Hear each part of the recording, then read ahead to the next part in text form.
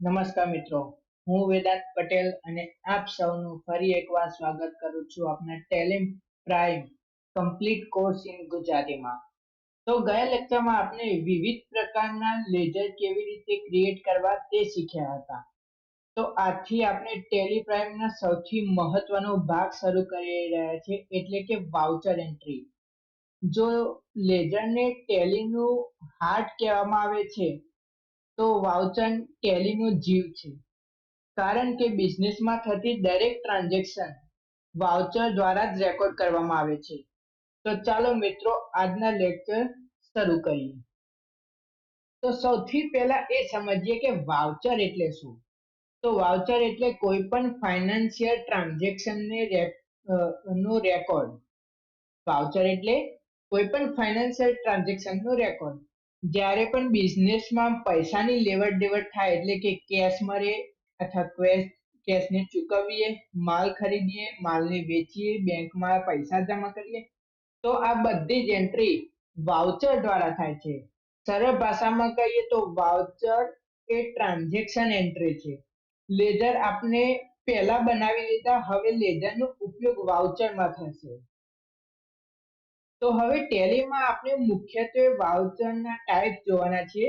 ટેલીમાં ઘણા પ્રકારના વાઉચર હોય છે, જેમ કે contra voucher, payment voucher, receipt voucher, journal voucher, sales voucher, purchase voucher, debit note અને ક્રેડિટ નોટ. આ બધા જ વાઉચર વિશે આપણે આગામી લેક્ચરમાં એક પછી એક વિગતવાર શીખીશું, પરંતુ આજે માત્ર આપણે કોન્ટ્રા વાઉચર વિશે શીખવાના છીએ. તો આજનું લેક્ચર આપણે શરૂ કરીએ. તો મિત્રો તમે જેમ જોઈ શકો છો, આપનું ટેલી પ્રાઇમ ઓપન થઈ ગયું છે. તો આજે આપણા ગેટવે ઓફ ટેલીમાં આપણે અહીં વાઉચર મીન્સ વી ઓપન કરીશું, એટલે તમે અહીં જોઈ શકો છો કે અકાઉન્ટિંગ વાઉચર ક્રિએશન નું ઓપ્શન ઓપન થઈ ગયું છે. તો તમે અહીં પહેલું જે વાઉચર જોઈ શકો છો તે છે પેમેન્ટ. પછી તમે F6 પ્રેસ કરશો એટલે રિસિપ્ટ નું વાઉચર ઓપન થઈ જશે. F7 પ્રેસ કરશો એટલે જર્નલ વાઉચર ઓપન થઈ જશે. F8 કરશો એટલે સેલ્સ નું વાઉચર ઓપન થશે.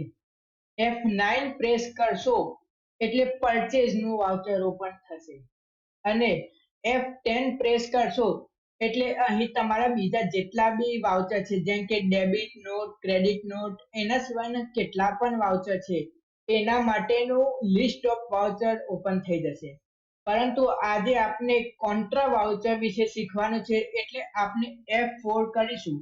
તો અહીં તમે જોઈ શકો છો કે કોન્ટ્રા વાઉચર ઓપન થઈ ગયું છે.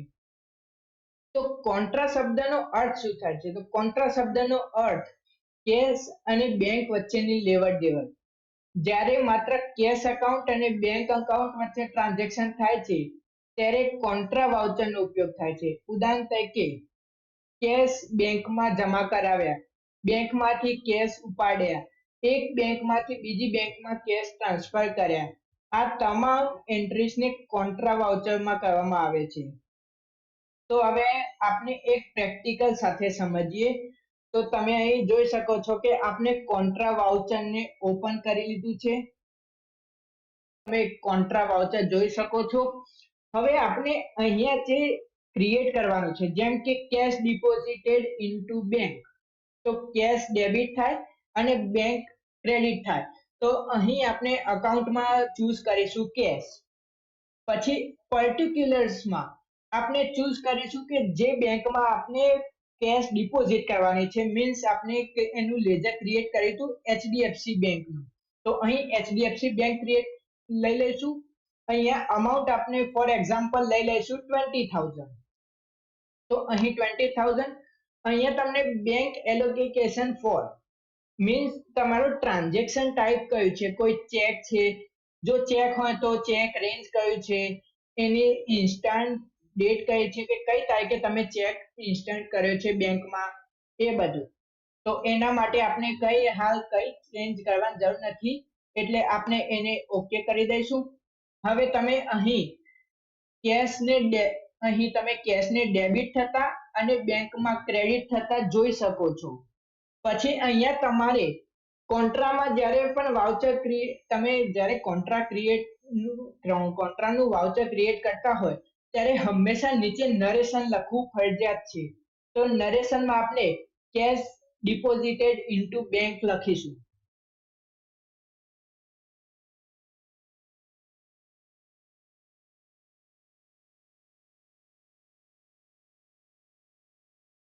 તો તમે નરેશનમાં જેમ જોઈ શકો છો આપણે કેશ ડિપોઝિટેડ ઇન્ટુ બેંક લખી દીધું છે. આના પછી આપણે કંટ્રોલ એ કરી લઈશું એટલે આપણું એ કોન્ટ્રાનો વાઉચર સેવ થઈ ગયું છે. હવે વિદ્યાર્થી મિત્રો સમજો, અહીં કેશ ઓછું થયું એટલે તેથી કેશ ક્રેડિટ થયું અને બેંક બેલેન્સ આપણું વધ્યું એટલે બેંકમાં ડેબિટ થયું. હવે આપણે બીજી એક એન્ટ્રી કરીએ, બેંકમાંથી કેશ ને વિથડ્રો કરીએ. તો અહીંયા આપણે HDFC બેંકને લઈ લઈશું. અહીંયા આપણે જેમ કે તમે HDFC બેંકમાં આપણે 20,000 ક્રેડિટ થયા હતા એટલે હવે આપણે એ બેંકમાંથી કેશને વિથડ્રો કરીએ. તો અહીં આપણે HDFC બેંકને લઈ લીધું, પર્ટિક્યુલરમાં આપણે ફરીથી કેશને લઈ લઈશું. અમાઉન્ટમાં આપણે 10,000 લઈ લઈએ. એન્ડ તમે એક વસ્તુ જોઈ શકો છો કે જ્યારે પણ આપણે કેશના 10,000 રૂપિયા ચૂઝ કર્યા અમાઉન્ટ ત્યારે HDFC બેંકનું કરંટ બેલેન્સ 10,000 રૂપિયા થઈ ગયું.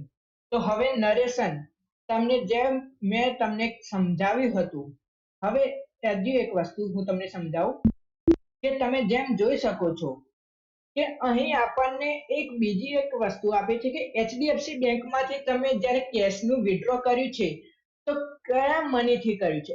મીન્સ 2,000ની નોટ હતી, 1,000ની નોટ હતી, 500ની નોટ હતી, 200 રૂપિયાની નોટ હતી, 50 રૂપિયાની નોટ હતી, 20 રૂપિયાની નોટ હતી કે 10 રૂપિયાની નોટ હતી. એ રીતે તમારે કેટલી નોટ હતી અને એના સામેનું અમાઉન્ટ ઓટોમેટિકલી આવી જશે. એટલે હાલ આપણે એમાં કોઈ ચેન્જીસ કરતા નથી, એને ઓકે કરી લઈએ છીએ.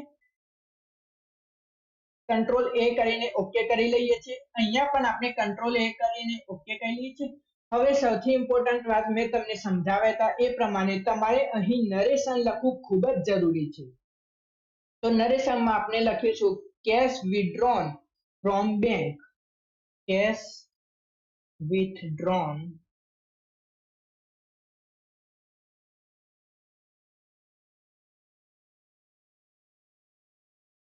From bank.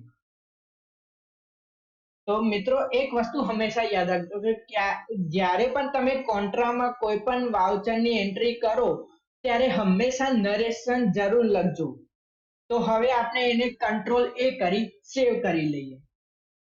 તો હવે વાતને સમજો કે હવે આપણું કેશ વધ્યું તેથી તે ડેબિટ થયું અને બેંકમાંથી પૈસા ઓછા થયા એટલે તે ક્રેડિટ થયું.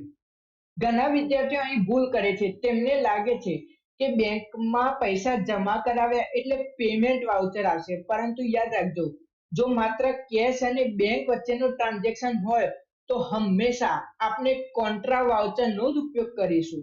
તો ચાલો મિત્રો આજે આપણે શું શીખ્યા, તો આજે આપણે વાઉચર શું છે, વાઉચરના ટાઈપ શું છે, કોન્ટ્રા વાઉચર શું છે, કેશ ડિપોઝિટ શું છે, કેશ વિથડ્રોવલ કઈ રીતે કરવી અને પ્રેક્ટિકલ એન્ટ્રીઝ પણ શીખ્યા. તો મિત્રો આજના લેક્ચરમાં આપણે વાઉચરની શરૂઆત કરી અને કોન્ટ્રા વાઉચર સાથે પ્રેક્ટિસ સાથે સમજ્યા. તો નેક્સ્ટ લેક્ચરમાં આપણે પેમેન્ટ વાઉચરનું સંપૂર્ણ પ્રેક્ટિસ સાથે શીખીશું. જો આજનો વિડીયો ગમ્યો હોય તો વિડીયોને લાઈક કરો, તમારા મિત્રો સાથે શેર કરો અને ચેનલને સબસ્ક્રાઇબ કરવાનું ભૂલશો નહીં. જો તમને કોઈ ક્વેશ્ચન હોય તો કોમેન્ટમાં જરૂર પૂછજો. હું વેદાંત પટેલ તમને ફરી મળીશ નેક્સ્ટ લેક્ચરમાં. ધન્યવાદ.